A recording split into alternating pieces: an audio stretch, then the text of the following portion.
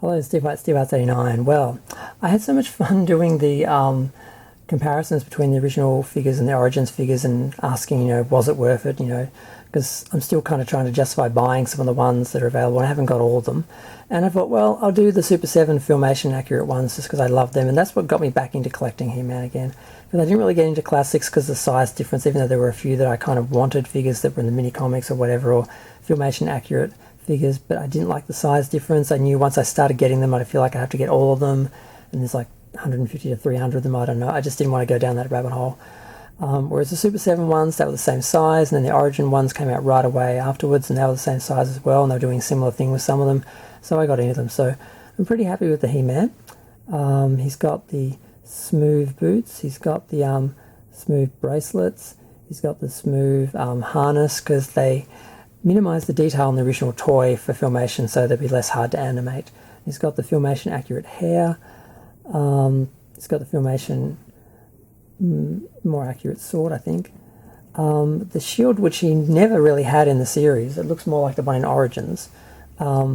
This shield is more like the one the original one carries, and I slipped a spare axe, which I don't know where I got the axe from, into the back of his thing, because he doesn't actually, this version doesn't come with that, so I should mention that. I should probably take that out. I don't want someone looking at that going, oh, it comes with an axe, and it doesn't come with an axe, which of course I can't get out.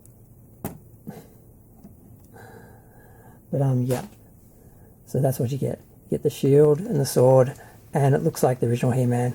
Now this one, he's in fairly good condition, but as you can see, the yellow paint of his hair is basically rubbed off over the years. He's a soft head, and as you can see, he has the axe, and the shield is basically the same, whereas the one from Origins is rounded, and the one in the cartoon was rounded as well. And hopefully he stands up. He's a little bit difficult. Yep, as some of them are. So I'm really happy with that one.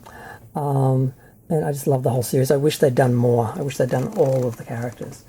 And next, of course, is Skeletor. Of course, the Havoc Staff. You know what? Rather than me telling you that happens, you get to see it. It really doesn't fit tightly into his hand, and it does fall off quite regularly. Okay, so the original Skeletor. Oop, they both need to move over.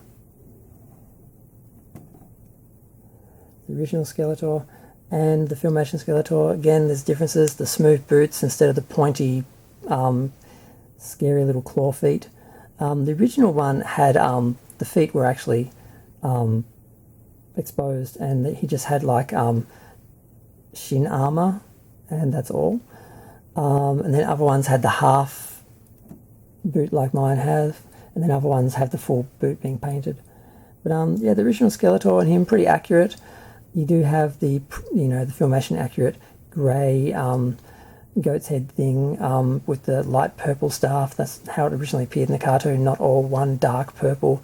He's got the longer sort of hood that covers more of his face and comes down to his neck, and you don't have the bat on the harness and so forth, and only 3 of whatever these things are called.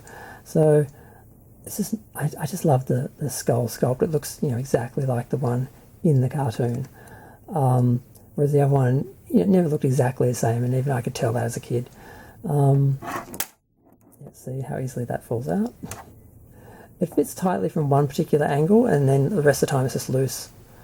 But yeah, that's it. That's my He-Man and Skeletor comparison. Yeah, I'm just really, really excited they did this line. I wish they'd done more. I wish they'd done Adora and Scorpia and the Red Catra and a few of the others that they didn't do. And they wasted a little bit of time doing like the Crystal Man at Arms and the Golden He-Man, but I realised they were easy to do because they're just recolouring the plastic, and they could probably make some money out of that to fund some of the others, I guess. But I just wish Origins would pick up on that a bit and do some of the Filmation accurate ones and more of the mini comic accurate ones, rather than just redoing the original toys with more articulation and nothing extra.